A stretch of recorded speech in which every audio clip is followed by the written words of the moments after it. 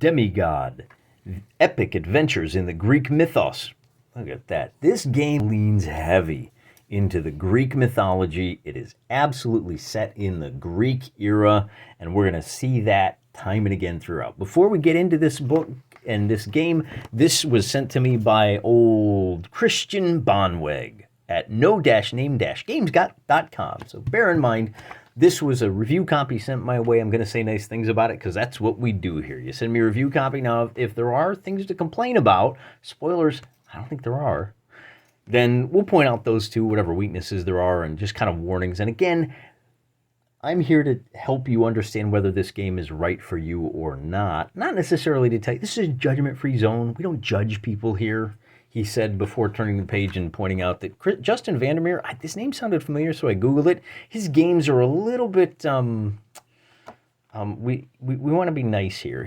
These Chris and Justin both have a number of titles on itch.io, and mostly they're like little mini games, little one-pagers, maybe a mechanic that they're toying with. Justin's seem a little bit, off to that side of the political spectrum, and I'm off to here. So you want to be warned if you're going to look for those. Maybe an issue for you. It's an issue for me, but not the case here. This is absolutely wonderful, historically accurate, except for all of the fantasy figures and the magic spells and stuff. So the other thing I'll point out is that this game is copyright 2023, and I thought, oh, good, maybe this went unheralded. I did a little poking around. There's a few blog posts. If you're more of a reader than a video guy, then, thank you for slumming with us over here on YouTube, first of all. And second of all, just just after I got this, and I was a little excited. I thought, oh, I'm going to scoop the world. I'm going to do a little independent game. We like to do those here on the channel. And then like a week later, this was reviewed by the 800-pound gorilla of miniature games, by which I mean Gorilla Miniatures games.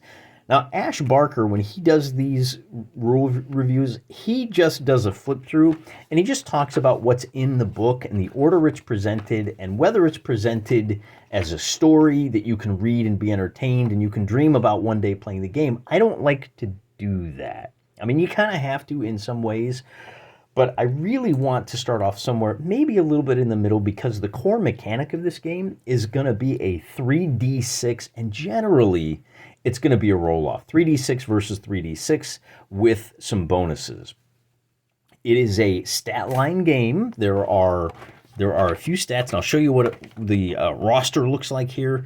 Kazra, don't worry about what those mean just yet. And then you can see they're all basically pluses and minuses. And they start out at about +1, +2. You can have archers, hoplites, and all that. But before we get into that, I want to talk about the core mechanic. That 3d6 is fascinating. I'm going to break out. Oh boy, here he goes, the DMG. He's back on his nonsense. Here goes Mr. Wargaming. Can you go 2 videos without mentioning this book? I mean, I have. I don't like to, but I do. But I really wanted to break out this chart because this is a probability. It is a bell curve for those of you who live over here on the left-hand side. This is the probability when you roll 3d6 that you get a 3. It's a little less than 1%. What about this 9, 10, 11, 12? It's about 12 to 13%. And as you can see, there's 1, 2, 3, 4 entries in that range. So you multiply that. Half the time, your die roll is going to live up here at the peak. It's a comfortable place. Again, not judging. But what this means is that since most of the time, quarter of the time, you're going to be in the 9, 10, a quarter of the time, you'll be in the 11 and 12 neighborhoods, this +2 is going to be the deal breaker. It's going to be a tiebreaker, and that's going to happen more often than not. Now, the other interesting thing is, unlike a D20, which has a flat curve, a bonus of +2 does the same amount of good for you, 5%, regardless of where you're at on that probability curve. In this case, that +2 is going to carry even more weight. Well, actually, I take it back.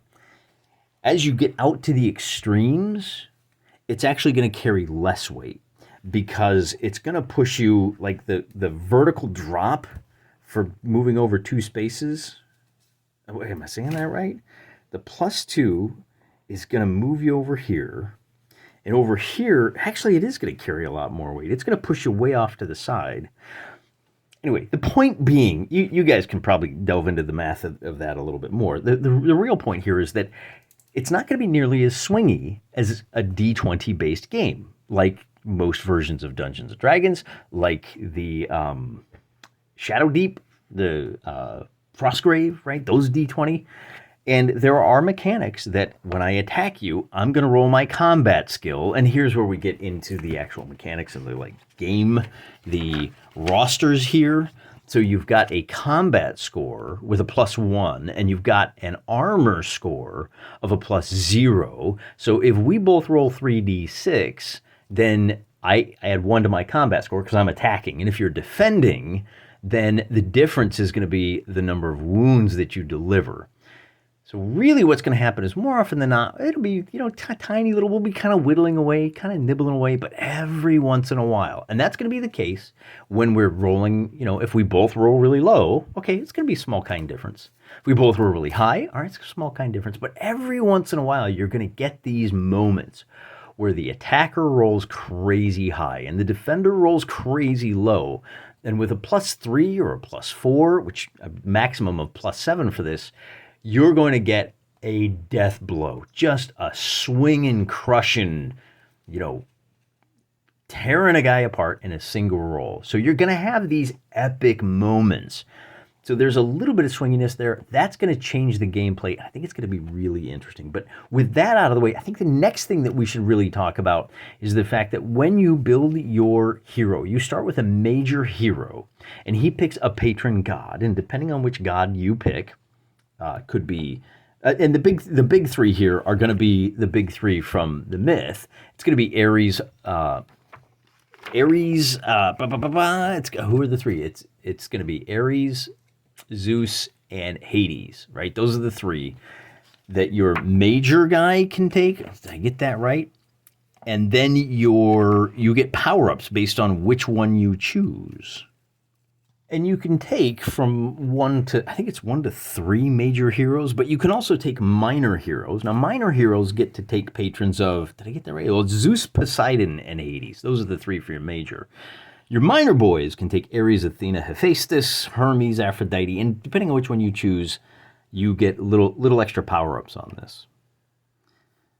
You could take Dionysus, where you get +2 resolve. If you take Demeter, you get +1 health. If you take, and that's what the H is, by the way, I kind of skimmed over that, 16 health. So like I was saying, if I roll a 14 on my attack and I've got a +4 because I just have a +2 to my combat, and I'm wielding a sword which gives me a +2, that's an 18, if +4, that's a 20. And if you roll a 3, 17 points of damage, you're going to kill most people. So that's how combat works. And then you have minions. So you got 3 different levels of characters. Your hero, your minor heroes, and your minions. So what are we talking about here? Well, we're talking about, for example, and again, there's a level up scheme here, but basically we're looking at something along the lines of a Achilles, and a Patroclus, and then a spear carrier, right? There's your major, minor, and so on.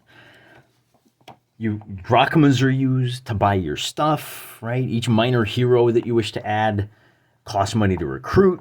So how much money do you get out of it? You get 500 drachma to begin with, which you can use to convince minor heroes to come with you. So with 500, right, you take 2 Ares boys, and remember what Ares does for you. He gives you +2 combat. And then you get minions, and minions cost anywhere from, where's the cost? 20 to 50. So 2 archers will set you back 100. If you want a couple of big, tough hoplites, and this is probably worth talking about, the other stat is speed, which is the defensive stat when you're being shot at by arrows. So it's kind of a dodge stat. Hoplites, of course, they're slowed down by 1 because they're wearing heavy armor, but they have the +3 to their armor check. That's the kind of trade-off, right? They've got 12 health. Oh, look at that. Wouldn't you know it? The minions have from about 10 to 12 health, whereas your major hero has 16. Oh, he's more survivable. Well, that's kind of not surprising at all, is it? And then we add in the special abilities that your weapons have. So the Dryad is carrying an axe, your Satyr is carrying a sword. They, again, 20, and their god is Dionysus. And I think, I have to double check this, but Dionysus gives you a +2 to resolve. So if we look here at Dionysus, oh, wouldn't you know it, the Satyr has a +1 resolve. I think it's going to be a 3. Or maybe these guys don't get the bonus. Maybe that bonus is just for major and minor heroes. I'll have to double check that. And when we get this on the table, maybe we'll even take the opportunity to film a video showing how you make your warband, blah, blah, blah. There's also this thing called a seer. He has prophetic visions once per turn. As long as he's alive, you can re-roll a single die. Now, again, remember, it's a 3d6 system. So if you roll, that could be really powerful because you're going to take that lowest die, probably going to be a 1 or a 2. You get once per turn. Right? 1 or a 2, suddenly it becomes, there's a good chance it becomes a 3 or 4. It's like a bonus of +2. But other than that, he's terrible. He's got no bonuses, zeros across the board. Keep him safe. And he's a little more expensive. He's one of the most expensive of the minions. As you might expect, rerolls are pretty powerful. So you got your force, and there's special abilities, and it's all this usual stuff, right? If you're within 1 inch of a guy, that means you're in melee, but a spear has extra reach. He tells you how to set up your quests, and it's basically going to be 1 major monster and then 4 minions around the edge. And that's important because the turn sequence is very similar again to something like Frostgrave. Your major hero is going to move, then your minor heroes. So if I'm going up in battle, right, if we're doing a little Trojan War thing here, we got the Greeks and the Trojans, I'm going to move my major heroes, whoever we're going to roll, obviously, for initiative, and then all the major heroes go first. Then all the minor heroes, and then finally all the minions. And it's kind of the same thing when you're fighting a bunch of monsters as well. In fact, I could probably find that real quick and show you what the activation system looks like. Questing, setting up the table, and then, yeah, here we have the heroes, and then the minions, and then the monsters. Right? Pretty easy peasy. When it's activated, you can take two actions. The first action, well, one of those 2 actions has to be move. So if you're stuck in combat with a guy, you don't get to attack twice. You just attack. If you want to move twice, you move twice. Not a big deal. Most movement is about 6 inches. It calls for 3 foot by 3 foot. Again, I cheat that. Instead of deploying within the first 6 inches of the board, I just deploy on the table edge. Not a big deal. But I think the next big thing to point out here is that the game comes with a campaign system with some really interesting things. In fact, one of the coolest mechanics in here, if your major hero dies, he's not out of the campaign. You can send your minor hero and the minions down into Hades. It's called the Quest of Orpheus, and that's what we're going to look at next. It's got all of the usual narrative campaign things that you've come to expect. If your character dies on the tabletop, maybe he's not really dead. You have to roll on this D6 chart. With a 6, he makes a full recovery. If you roll a 4, he's left for dead. What does that mean? Well, we'll just take a look at that one. The adventuring party heads back to their camp. Through sheer force of will, the hero overcomes their near fatal injuries, makes it back to the party, although you lose all your equipment. But you get a +1 to your combat resolve or health because you are going full Odysseus, right? You are not going to be denied. I'm getting home tonight, baby. And then we have the long wounds, right? Lingering wounds, weakness. There's a chance that you're out. Ooh, took an eye out. Wow, that's relatable. Let's see what that does. All combat rolls for ranged attacks are -2. If you receive this twice, you're blind.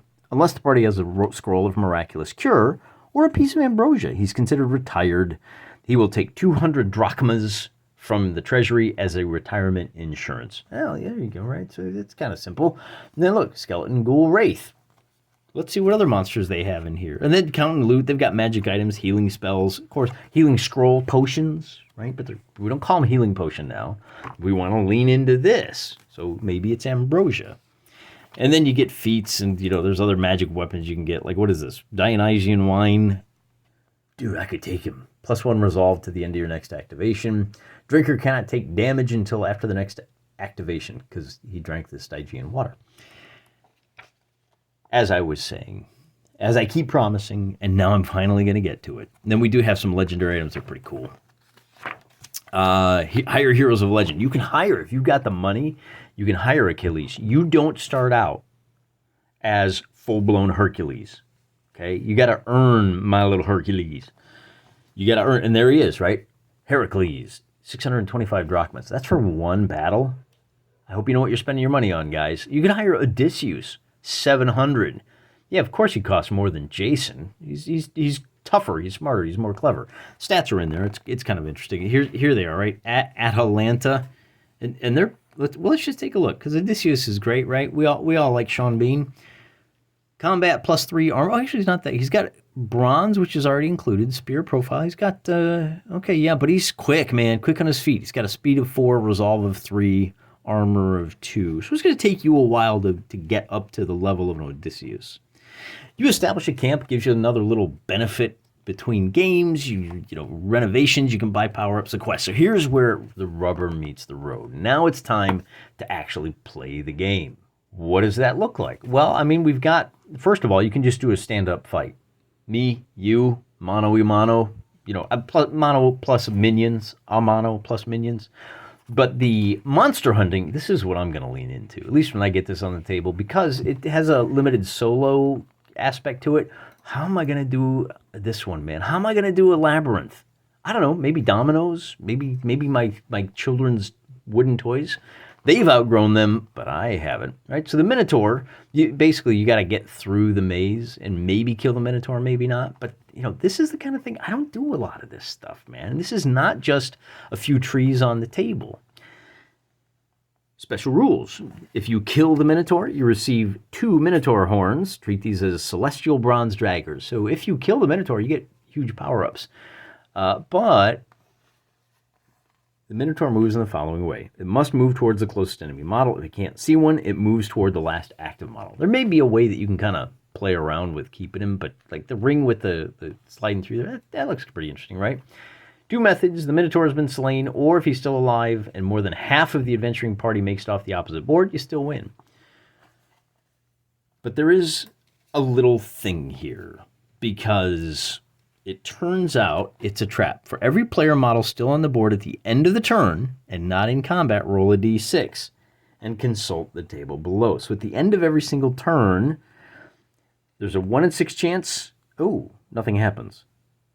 But wow, that's it, man. The rest of these are take d6 damage from arrow traps, treat as a plague of insect spells, make a direct speed test, or take d3 damage, fall down a hidden chute, move him 2d6 inches backward. These intersect in some really interesting ways. I think this is going to be very, very different.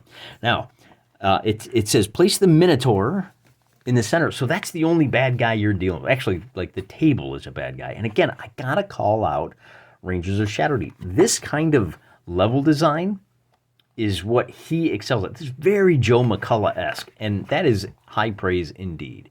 So we have the never successfully rehabbed Medusa. We all know she got what she deserved. Medusa and the Gorgons, and the Gorgons are not the D&D Gorgons, right? These are the actual like metal bull ones. And we should probably talk about that too. Island of the Cyclops. So let's just go real quick. You stumble upon a ruined temple, you got to kill her, right? If there's a model within range, the Medusa and the Gorgons act in the following way. If an enemy model is within range, they're going to move toward. If not, they will cast Petrify. And if you win, you get the Medusa head. And we've all seen Clash of the Titans, whether the old one or the new one, whatever. You know what happens next. The Island of the Cyclops. Oh, man, this it hits me right here, man, right in the breadbasket, right in the feels. Reports of ships going missing near an island off the one-eyed monsters that live on an island. What could be more? How are these the bad guys? Anyway, play on an island theme setup, right? Set up the table, and then Polyphemus is the main bad guy, and he's going to be moving towards the adventuring party, and he's got some. And that I guess at this point we should probably point out. Okay, here's what some of those stats look like. Our where's the page with it? Here we go. Our Minotaur has got combat. He's got 25 health, so it's going to take a long time to knock him down a few pegs, plus 2 armor.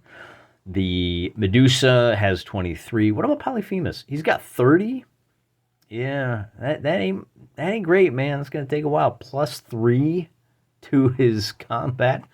But man, he is slower than a slower than a really slow thing. I don't know. What do you say? Slower than a special ed kid in calculus? Whatever. Hellhound, Eagle, Skeleton. We got some of these. We may just pull out some of our regular painted skeletons, and then of course our regular Cyclops. Here we go. So let's take a look. We've got Polyphemus has got +3, +2/+2.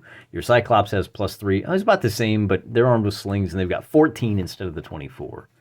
So you're going to have, I think it's 4, so that's where we come back to this diagram of what the table should look like when you set up. You got to flip way back. It's not where you'd expect it. Anyway, I showed it to you before. Victory conditions, if you slay the most monsters before the end of turn 8, 8 turn limit on the game. That's interesting. 8 turn limit. I'm going to be curious to see why that's the case. The answer is balance, of course. But there you go, man. Really, really powerful. Just, the core game itself, there's not a whole lot unique or different about it. It borrows some concepts from other games and builds on them. It's a very simple stat line with some magic items and maybe a couple of traits, but not many of those. The power-ups for the god that you've picked, whether it's Zeus or Poseidon or... let's talk about that just real quick. Because, and I'm not going to go into all of the mechanics for that, but it is fairly important because it's going to really determine how you play your game. To just summarize real quick, the power-ups that you get, and those are back, and this is what I mean by some of the stuff isn't right where you expect it's going to be. The information on what those power-ups do is not right here where you pick it. Hey, pick one of your 3 gods. Okay, cool, and that will do... Oh... You have to go to the actual boon area. You can resist boons. Remember, in Khazra, the R is resolved, so that would be for resisting these things. Take your test, like I said. But the power-ups, as I was saying. Zeus, you get 3 of them. Shapeshift. Oh, the hero may not be targeted by either the monsters or the opposing adventuring party, but not both. So if you are hunting monsters and you're in competition against somebody, you can say one of those 2 teams can't attack you. Not both of them, but one of them. Bolt of Vengeance, damage spell. Storm of Eagles, nominate 1 enemy model in sight. A number of eagles equal to the number of divine favor points spent, up to a maximum of 5. Immediately force combat with the enemy model. So you get 1 turn of eagles attacking. And again, the eagles are back here in the bestiary. They're not terribly strong. They've only got 6 health. The claws, they work as a dagger. Not a lot of bonus, but man, not necessarily a badly damaging spell, but it might distract your opponent. What does it say? For every 1 point you spend, and don't worry about what that means. You'll see when we actually play the game. You get another eagle. So that one enemy could be really delayed as he fights him. They're not going to last long, but it's enough of a delay. Maybe they do a little bit of damage, which allows you to run around and complete your victory objectives. What about Poseidon? Well, Earthquake, 2x2 square, and then you can increase that, and it becomes rough terrain. Swallowed by the Earth. Nominate 1 enemy model. Make a direct speed test, or be removed from play. Just gone. So again, you have kind of an area control and an attack, and then a defensive spell. Let's see. Nominate 1 enemy model within line of sight. They must make a resolve test or be pushed back a number of inches equal. So this is tsunami, right? Right? A little pushback.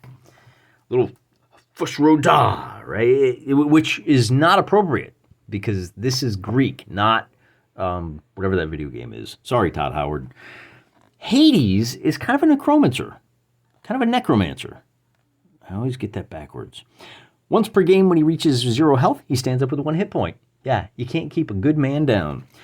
Guard of the Dead. As long as the party's below full strength, add a single skeleton at the cost of 2 divine favor points. So one of your minions dies, spend 2 of your little boon points, get a skeleton in exchange. Like I said, necromancer. Nominate an enemy model in sight. He must make a resolve check for a total of no. And then let's see. Its resolve, combat, and speed are at -1 for a number of turns equal to divine favor points. So kind of a curse. So again, we have kind of an attack. We have kind of a area control, and then actually most of his are attack spells, aren't they? I stand corrected. They're not attack, defense, and area control. They're very different. I think this looks like an amazing game. The real question is, how am I going to paint new figures? Because I did take the time to shoot an email over to Splinter Light. Has a number of really great figures that are perfect for this. But let me apologize right now, Splinter Light. If you get overwhelmed with a whole bunch of new sales, I'm so sorry. but not really, because that's what it's all about, right? So here's your Gorgon, here's your metal bull, okay? Now these are spread across a number of different packs. You have to look closely. They're in the dungeon packs. Here is, look at this guy, Jason and the Argonauts Bros. How cool is he? How good does he look? And then here's now I already have a couple of Minotaurs, but I like this one even a little bit better. I'm gaming in 15 millimeter scale, and so if we take a look at what a dude on a horse might look like, here, well, half dude, half horse. So there's your centaur, right? And he's, again, right, 15 millimeter horse. And then look how big this guy is. Talos is coming, baby. Don't touch his stuff. I didn't want to buy the full packs. The dungeon packs have some of these. This is in a pack called Golems and Constructs, I want to say. So I sent him an email. I said, hey, look, bro, I just want the Greek pack. We got some boars going on a boar hunt. I'm not afraid. Going on a boar hunt. We've got the old ugly and scaly herself. There's our Medusa. Now I just have her. I just bought the one. I sent him an email. I said, hey guy, can you just put together a pack of just these themes? And then since you're being such a solid bro and helping me out, throw in a full pack of centaurs. So I got way more centaurs than I could ever use. Ooh, that sounds like a challenge. And then I've got the wings here are going to go on my harpies. Right? So we'll do the harpies. Right? Ex-girlfriends. We got 1, 2, 3, 4 of those. So I got the whole theme going. And of course, if you're buying miniatures for Greeks, the Xyston are the way to go. We'll take a much closer look at these in a future episode. It's going to be a while before we get Demigod on the table, because I got to get these guys painted up. We don't play with unpainted miniatures. But as I have alluded to a number of times in this video, I lost a fight with a bungee cord, and it claimed my eye. And unfortunately, I did not gain the benefit of foresight. I'm just regular old me. I can't see as far or as well. So actually I can. I can see just as far. I got to back up. Problem is I don't have any depth perception. So painting the detail on these gonna be a real struggle. Fortunately, I got a plan. Stay tuned. Till then, I'm praying for you.